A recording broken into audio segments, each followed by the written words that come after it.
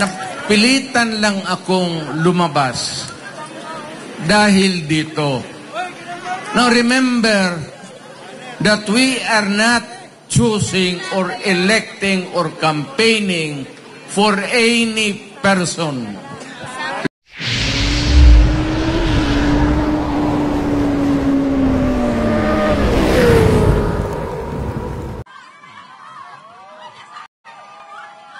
Kanang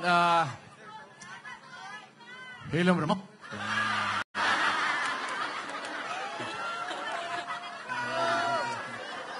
Alam mo, there was this request from Manila and other places asking me na kung magsalita ako, it's either in English or in Tagalog. Kasi covered yan dito ngayon all over the nation. Ang problema, hindi naman sila nakakaintindi ng Bisaya. Bagay, problema nila yan. Pero sisikapin ko na lang na maparigaya ako na magsalita ako ng English pati Tagalog. Pero ako ay Bisaya. Sana yung just yan, sana yung ano ko.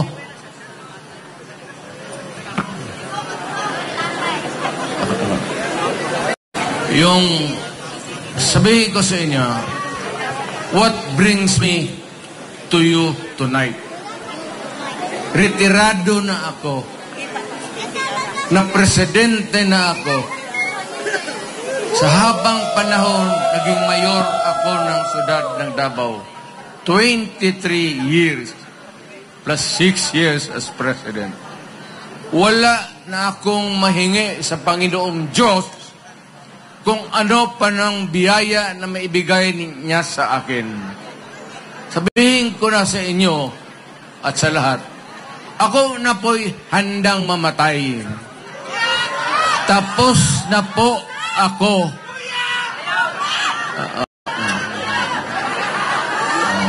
Paano tayo mamatay niyan kung buyag-buyag kayo dyan? Well, anyway, ganun yung ano ko. Napilitan lang akong lumabas dahil dito. Now remember that we are not choosing or electing or campaigning for any person. There is no election coming our way. There is no candidate or candidates that we are rooting for, but rather we are talking about the fundamental law of the land. It's the highest. Kaya nga, pag ito ang ginalaw mo, magkakaroon talaga tayo ng problema. Ever since, noong panahon ni Marcos, yung tatay niya, yun ang unang tao na ginagalaw yung konstitusyon. A constitution is supposed to be permanent. At least more or less, ilang taon. Hindi ginagalaw yan. Ang batas, ang ordinansya ninyo sa City Council o barangay resolution or whatever, nandoon lang yan sa baba, malayo masyado ang konstitusyon. Why? Why? Sabihin ko sa inyo, pag wala itong konstitusyon, putang ina, maghiwalay-hiwalay tayo. Totoo yan kami sa Mindanao. Mayaman man kami doon, sa lupa, sa lahat. So, ang aming buwis, malalaki rin. Kasi ang Davao, ang Mindanao, ang development, malawak. So, maraming pera ang gobyerno nakukuha doon. So, we can survive. Sabi nga nila, hiwalay, of course. But you know, ako dito sa Cebu, Danau ang tatay ko. Nanay ko, Mindanawan. May konting, ako, Moro blood. But yet, I said, I'm forced to come out. Why?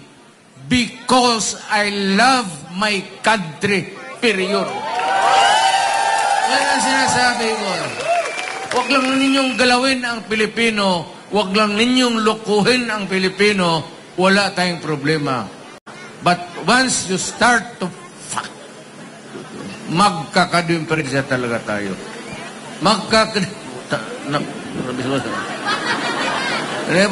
Para Mindanao, lumilipad ako kung saan. At nagdarally naman kami sana sa mga lugar.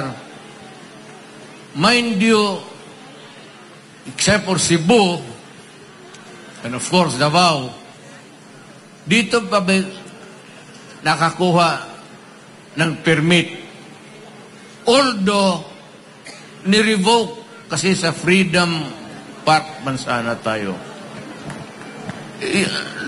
Look at the incongruity of it all. Tingnan mo naman ang Freedom Park, where we are supposed to air our view, our sentiments, at anong sa utak natin para sa kapwa-tao natin, para sa bayan, para sa lahat. Yan sana, kaya nga tatawag Freedom Park. But what is very anomalous is that nandito tayo kay ang Freedom Park gisirhan.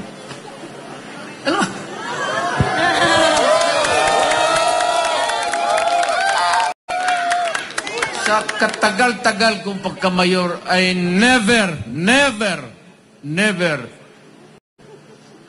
did it. Even once. Sinong gustong mag-rally doon? Maranao, Maguindanao, Moro people, Miswari, nasyonalista, liberal, PDP noon, election. Gamitin ninyo. Huwag nang permit. Sa Davao, walang permit. Mamili lang kayo doon sa caretaker sa plaza. Anong araw na bakante itong plaza? Magpa-schedule kayo. O sige, amin itong araw na ito. Inyo yan. Inyo yan. Bakit? Bakit? God damn it, this is a public place. Hindi ito may-ari ng syudad. Hindi ito may-ari ng tao. Ang may-ari nito ang buong Pilipinas. Kailangan ipasok ninyo yan sa utak ninyo. Kaya tayo nagmamahalan dahil isang lahi nga magkamuka tayo. Kay Maranao ka, kay Maguindanao ka, galing ka bang hulo, meron man dito, marami man silang mga Moro. Tingnan mo, kamukha mo. Why? Because Malay. Malay tayo, Malay race. Kaya lang, sa hulo, pumasok yung evangelist ng Islam. Dito naman sa Leyte, pumasok itong Magellan. Nakialam sa ating bayan. Ang masakit nito, pumunta sila dito, ayoko namang and they stayed here for 400 years. Utang ina. Gaano katagal yung 400 years? Alipid tayo sa sariling bayan natin ng mga banyaga. Pagkatapos ng Espanyol, pumasok ang Amerikano. Anong ginawa nila? Yung lahat ng magagandang kahoy natin sa bukid, lahat ng minerals na nakuha nila na madali nilang hukayin, kinuha nila. Anong iniwan nila 1945? After the war, hindi man sana tayo kasali sa gera na yun. Ay, hindi yan mga Amerikano eh. Nandiyan yung base. Kaya ngayon, kita mo kung saan-saan sila naglalagay ng harap ng China si EDCAP basa. Alam mo, pag nagkagira, pagputok lahat yan. Alam mo, ang China, basta ganoon lang bright yan. Ang missile na yan nakatutok na sa Pilipinas. Kaya, hindi ako galit sa Amerikano. Ang mga... Well, anak, ako na American citizen. Wala akong tao por tao, wala akong problema. Ang problema ninyo, Amerika, kayong noong mayayaman at, mighty, may mga armas, pumunta kayo dito sa Asia. Yung maliliit na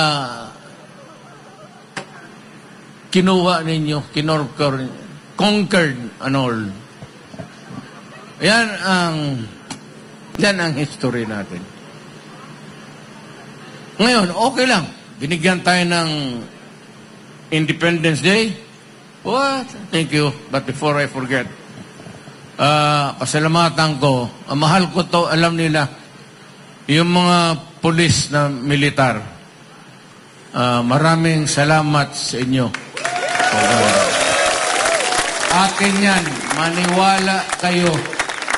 Atin yung militar pati pulis, sa tao yan. Hindi yan nakatutok kaninong umuupo dyan sa putang inang. Alam ko yan kasi galing ako sa Malacanang. Alam mo yung mga militar pati pulis, pag loko-loko ka dyan, iiwanan ka talaga. Magkudita yan. Naloko na. Magka-Pilipino yan. Yang pulis inyo yan. Militar inyo yan. Huwag kayong matakot. Pag magpunta dito, wala yan. Ang iniisip yan, bayan pati tao, pagsisilbihan nila. Inyo yan. So, mahalin ninyo ang militar, pati pulis. Mabuhay sila. Kasi kung wala yan, matagal na tayong kinain doon sa South, ang insurgency, at dito naman, itong komunista. Ngayon, medyo wala na. Sana, mahina na lahat. So, pasalamat tayo sa serbisyo nila. Balik tayo doon sa independence. So, ganun pa man, perfect na sana. But once in a while, maganda na ang takbo. Independent Republic of the Philippines. Every now and then, we have elections. We choose the leaders sa community to run the government. Okay na yan. Pero yung seasonal yan eh. May panahon talaga, si Marcos noon attempted to tinker with the Constitution. And then we had trouble. Kaya pumasok si Cory, at si Cory naman fixed it itong 1987. Pero ganun pa na marami ang pagkukulang. May pagka-anti kasi sa establishment eh. Hindi sa military pati police. But they were not happy with the police and the military. Pero ako isang piskal, prosecutor ako sa korte. Araw-araw ako nandyan sa korte, nagtatrial. Ang daily bread ko is yung people of the Philippines versus yun. Ako ang nagpo-prosecute. Ako ang, kung maaari lang, na ma-secure ko yung conviction para makulong. Kaya yung mga masasamang tao, noon, araw-araw akong nagpapagod. Pero yung komunista, medyo, ako, kasi prinsipyo eh. Hindi naman kaya nito mga kidnapper, hold-upper, man-rape, tapos hold up, kunin yung pera, patayin pa. Ibahin ninyo itong komunista. Iba yan. So, prinsipyo lang yan yung away natin. So, wala masyado akong problema niyan. Pero nung mayor ako, nagipag-usap ako sa kanila. As a matter of fact, yung liderato ng NDF, yung politburo mismo, yung mga top leaders, nung presidente ako, niyaya ko yan sila, kumain kami sa Malacañang. Alam ko, ang military, pati pulis, hindi nasayahan. Nasiyahan. Sa niyawa ni. Wa malipay. Kasi pinapatagalog tayo, hindi naman tayo Tagalog. Nasiyahan. Pero sabi ko, kailangan ko gawin yan para magkaroon lang naman ng kunting dialogue. At kasi kukula kasing communication, hindi mo matawagan, pare, pwede bang umalis ka na muna dyan sa barangay na yan? Marami ng civilian na dadali. Maghanap na lang tayo ng ibang lugar para magpatayan. Yung ganong pakiusap. So, ayun ang filosofiya ko sa gobyerno. Ako nag-retired, ayaw ko na. Sabi ko, ayaw ko na talaga. Dumating ito, bigla na lang ito ngayon, si Marcos. Hindi pa naman, in fairness to him, hindi pa naman nag-uumpisa, pero may plano sila ng chat-chat. Change the Constitution again. Huwag mong pakialaman yung konstitusyon kasi that is good for 10 to 15 years. Unchanging yan. Kaya lang kinakalkal mo, and every time yung tatay, pati ngayon itong anak, si Ferdinand Jr., gustong baguhin. Alam mo itong konstitusyon, dala ko. Yung putang inang na itong konstitusyon na ito, ilang pages yan. Alam mo, gusto nilang pakialaman? Ha? Ang gusto nilang pakialaman,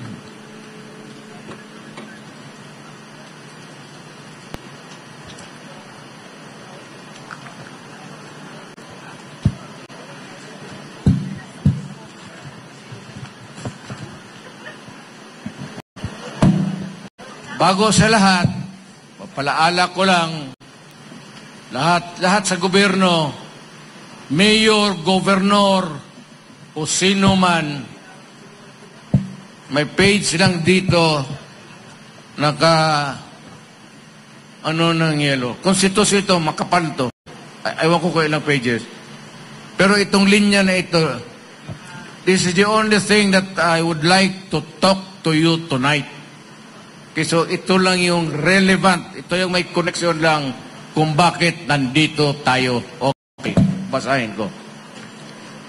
No law shall be passed abridging the freedom of speech, of expression, or of the press, or the right of the people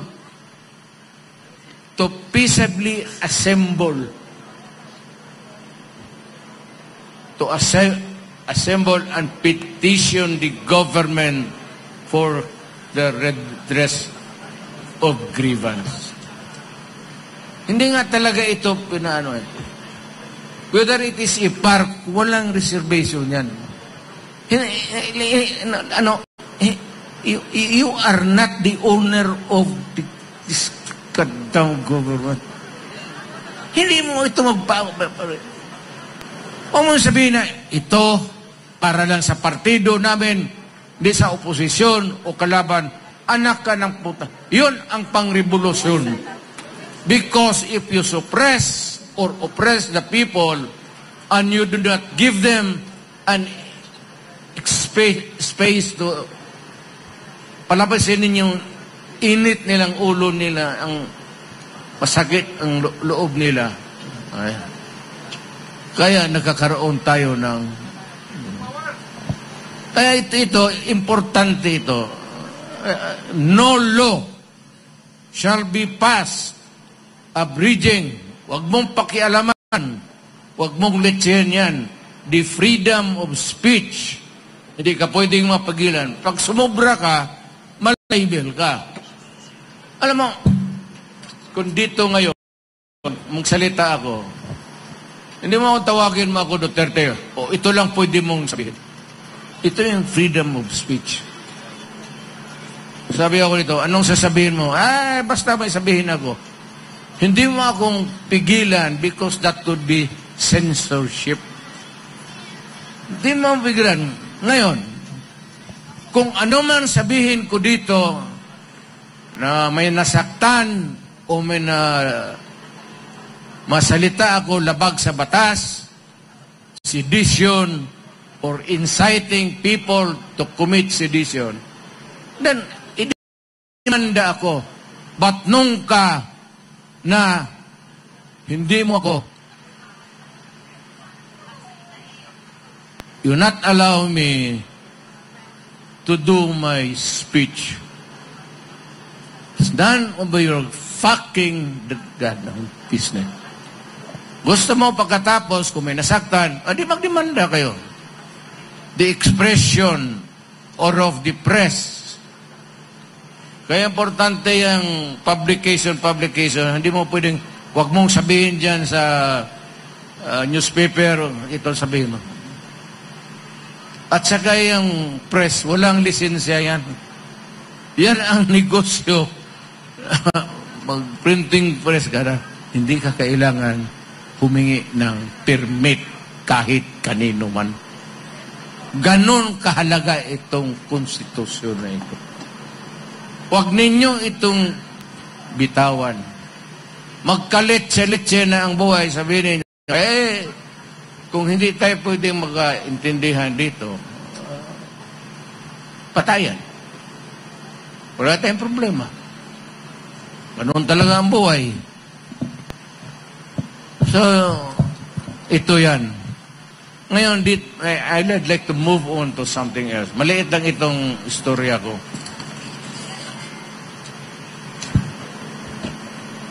Ito bang tsa-tsa? Sabi ko yung konstitusyon na permanente. Hindi yung batas, ordinansya na palit-palitan mo kung ayaw mo o in maybe to attune to better times, the changing business climate, pwede yan, ordinansya. Pero itong konstitusyon, wag mo talagang gawin ng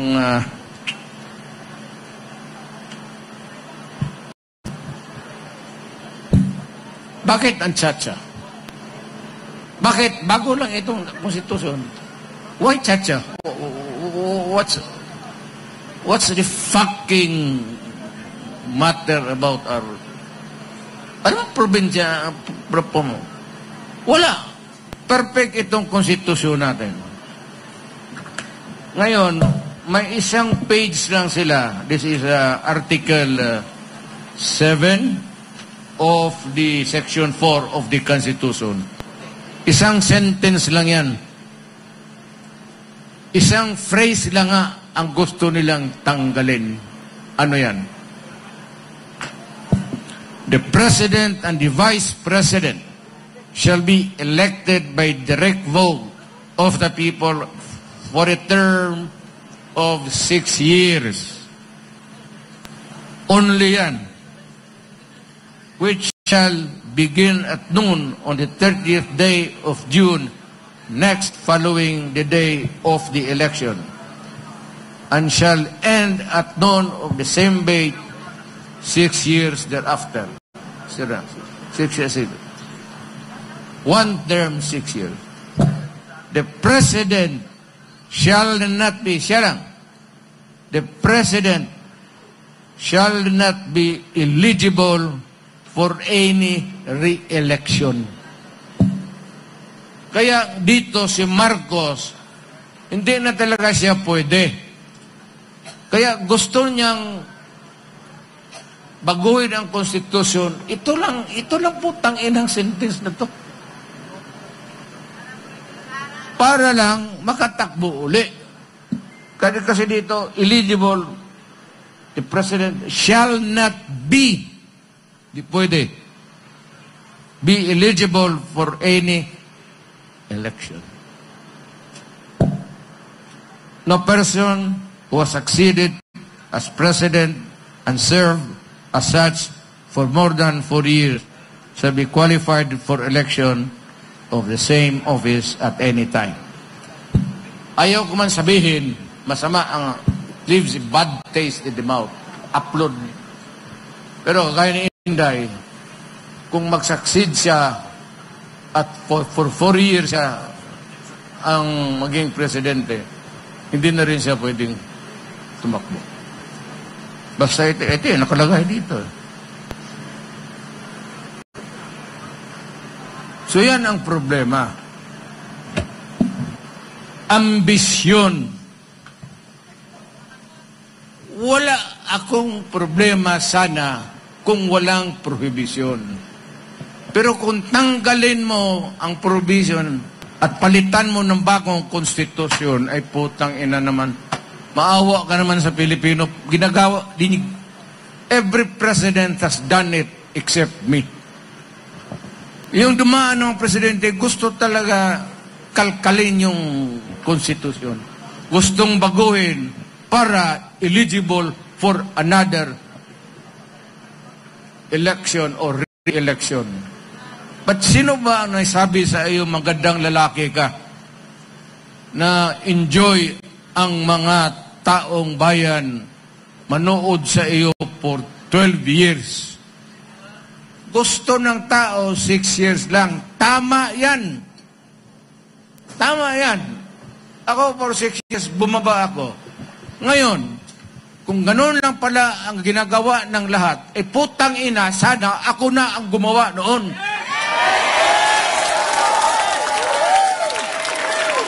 At least ako abogado, hindi naman ako bright masyado, pero may alam ako.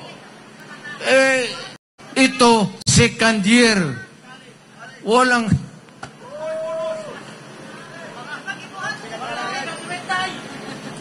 ako, inom lang talaga ako.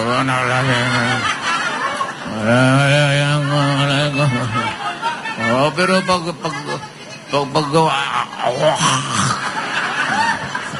pagsuka niya, no? Pare puta, nasakit ng ulo ko. Ano ba nangyari kagabi? Gikumot mo yung babae. Saan?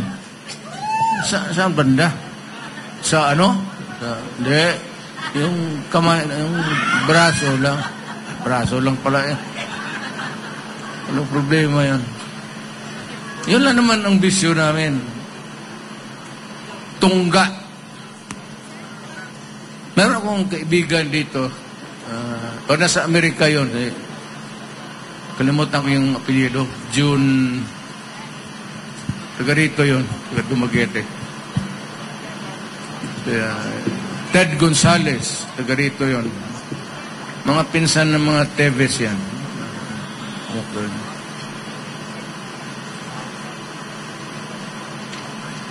Ako naman wala akong politika dito sa hindi ako nakikialam. Basta ako, kung ano lang yung karapat-dapat na may ibigay ng hustisya kay Teves, ibigay sa kanya. Because he is entitled to it as a Filipino. Yung ano lang binigay ng konstitusyon na karapatan niya.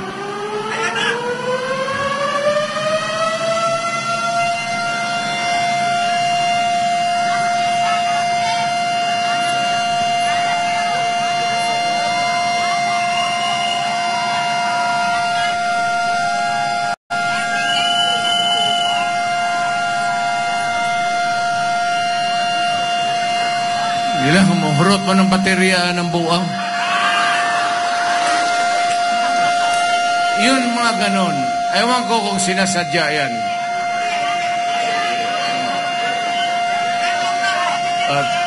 may curfew.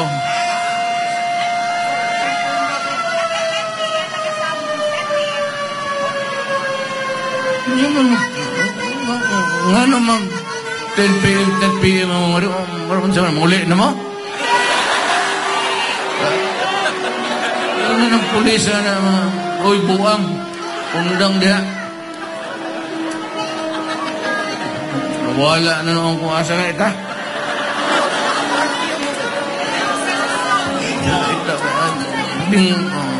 Si Marcos ba? I will not pass judgment kung anong ginawa niya. Pero para sa akin, anuman ang nagawa mo, anong klaseng diskarte ang pinakita mo sa Pilipinas, wala na ako masasabihin dyan. Ayaw ko nang mag-ano sa iyo. Yung qualification lang, kasi siyempre. Pero kung anong nagawa mo, kabutihan o kasamaan, hindi ko na pag-usapan. Ayaw ko, kasi dumaan rin akong pagka-presidente. Pagdahan ng gwapa, gano'n nga rin sa Dumaguete. Dahan.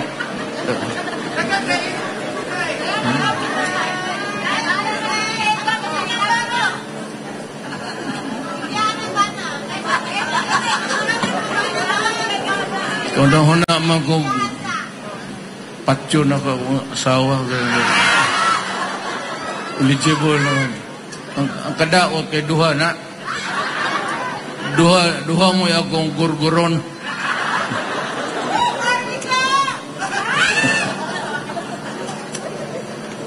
Kaya ako wala akong bongbong. Wala akong sabihin sa record mo, there will be always a time for reckoning. This is not an election. I will not pass judgment on your performance or in your performance. But sabihin ko lang sa iyo, whether you have done good or exceedingly good or exceedingly bad, worse, hindi na ako. Huwag ka nang tumakbo kasi magkagulo lang. Huwag mo nang galawin ang konstitusyon kasi magkagulo talaga tayo. Do not ever believe na ikaw yung exception. Eh di sana kung ganon, ginawa ko na nga. Bakit ako maghintay sa iyo? Isang daan lang tayo, bongbong. Hayaan mo na lang, ayusin mo na lang ang bayan, although baluktot, putang inang hat. Hayaan mo na. Umalis ka na dyan. Tapos mamili tayo ng tagad Western, Visayas, Ilonggo na naman, Baulinte nga. Di be pwede. Bawa kahusay na mga Ilonggo, gada. Ako ba sigkid sa... Could be Waray, it could be Ilonggo, basta Pilipino. At may eleksyon. Wala akong... It could be a Yakan, it could be a Moro. Bahala na, basta gusto ng Pilipino. Total Pilipino rin yan. At huwag kayong maano dyan sa mga muro-muro na ano. Itong mga muro na kapatid natin, mga mahusayan. May mga rebelde rin. Kagaya natin, may mga rebelde rin kayo dito. Dito sa Western Visayas. Alam mo, dito malakas ang NPA. Alam mo bakit? Because of the conflict sa lupa. Hayon yung saan yung... Hindi naman ako ng ano, ha? Pero sa totoo man, hindi nila ako... Kaibigan ko kasi. Pero kayong mga... May mga asyenda, tubuhan, kagaya ng Central Luzon, mga kuwang ko, pati ito dito, meron talagang insurgency problem. Meron talaga tayong problema. Kaya ako, kung maari lang, bilis-bilisan na ang land reform. Hindi na bale na sabihin mo, ibigay mo yan, wala namang kapital yan, maghihirap. Hayaan mo. Let it evolve in the years to come. Baski mahirap siya, bigyan mo ng pera sa land bank, pahiramin mo ng pera para to cultivate. Kasi pag hinaros mo yung banana, malaki ang binibigay ng export earnings. But then again, the fundamental problem dito sa ating bayan, especially dito sa is itong lupa. Ibigay mo talaga as many as you can. Ako walang problema na presidente ako. Halos lahat public lands. Basta sabi ko yung puno dyan. Sinong may-ari niya? Medyo gubat. Siya may-ari yan, gobyerno. Sige. Pasok kayo dyan. Inyo na yan. Putulin ninyo. Sabihin ko sa gobyerno, linisan ninyo, ibigay ninyo sa tao. Bakit man tayo maghintay ng... Why do we have to wait for what? Tapos nagnarami ang Pilipino. Tapos wala kang policy na clear. Kung ano ba ito mga lupa na ito, let it rot. Paano yun ito? Ibigay mo na. Para mapakinabangan at makatulong sa pagkain, baski pagkain lang. Yun ang yung kunting kaligayahan. So, Bongbong Marcos, wag kang ako, advice. Hindi naman kita iniinsulto, pero yung para sa akin, yung performance mo is or was until now and still is a dismal failure. Wala kang basta ikaw lang dyan sa itaas, puro ka English. Lumaki kasi sa Amerika, maganda yung English mo kaysa akin. Well, anyway, even if I talk in English, there are a lot of things that we have to deal with. Well, I can also talk in a way that they do, but bakit ako magpahipokrito? Bisaya man ako. So, wag kayong pumasok sa tsa-tsa at wag kayong pumayag. Kasi pag ginalaw yan, wala ng katapusan because they will open the Constitution. Ayan yung Constitution. Republic of the Philippines. 1987 Constitution of the Republic of the Philippines. Preamble. We, the sovereign Filipino people, imploring the aid of Almighty God in order to build a just and humane society and establish a government that shall embody our ideals and aspirations, promote the common good, conserve and develop our patrimony para lang sa atin. Huwag ibigay ba siya? And to secure to ourselves and our posterity sa mga anak natin for future generation the blessings of independence and democracy under the rule of law and a regime of truth, justice, freedom, love, equality, and peace, do ordain and promulgate this Constitution. Yan ang basic principle. Ang una dyan is itong Bill of Rights.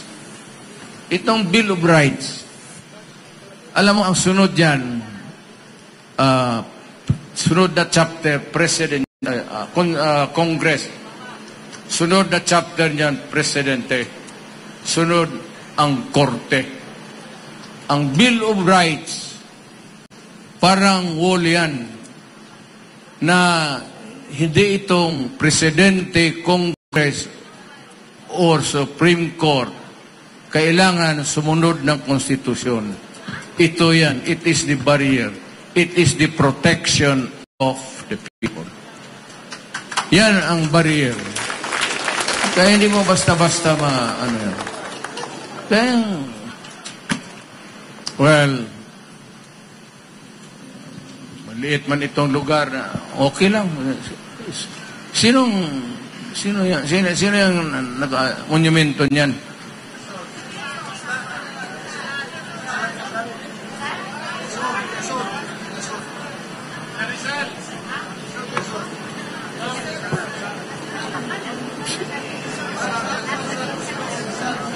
Sino yan? Si Rizal. Yung idol ko yan. Hindi ako pwede magpakamatay. Yan talaga. Alam mo, mahirap na isang tao, baski ako. Aywan ko kung kaya ko. Humarap ako ng firing squad para sa bayan ko. O, sa babae pa siguro pwede. Pero sa bayan ko, tindig ako ng firing squad sa Luneta. But if given a chance, kung sakali may repeat performance for my country, I would do it. I would do it. Wala na. Lahat ng gusto ko, nakuha ko na. Lahat ng magagandang nakuha ko na lahat. Wala na, matanda na ako. So, pagka ako inabot ng gano'n, anak na puta. Fuck you. Sige, tira.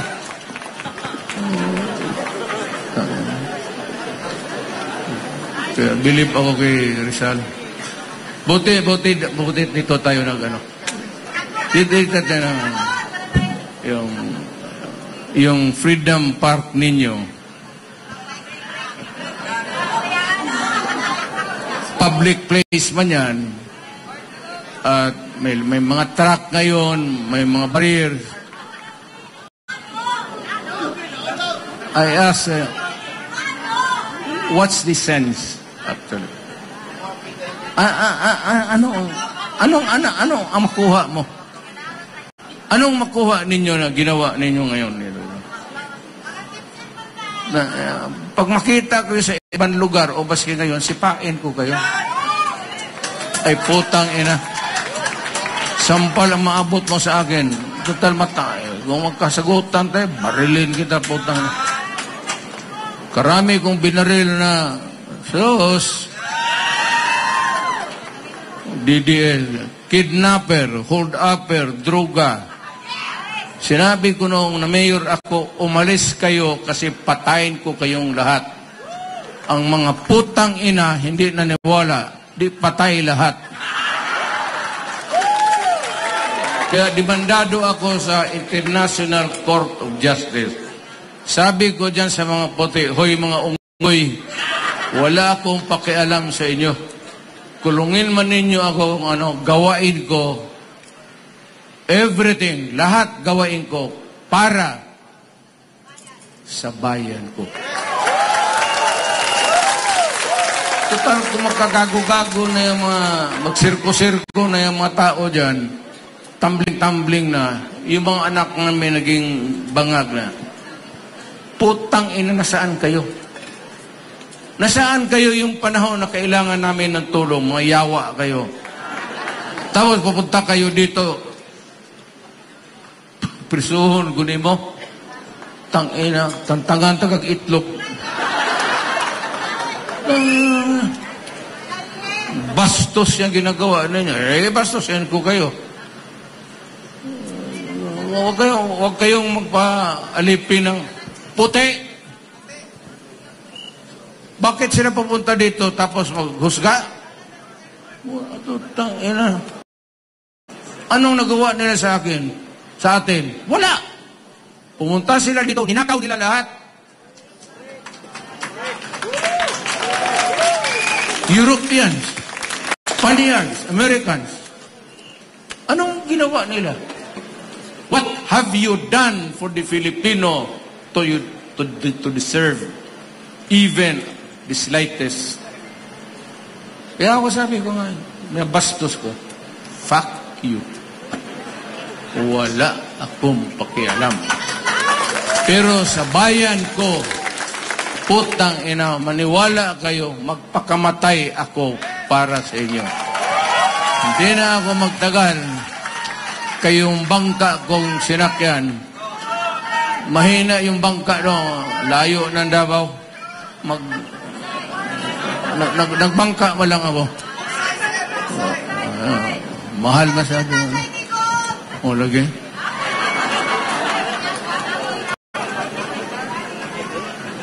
Sige, yung ibang na magaganda, magtapok kayo dito sa... dalhin ko sa Davao. Katayin ko kayo sa pag-ibig. Okay. Mayang gabi. Salamat.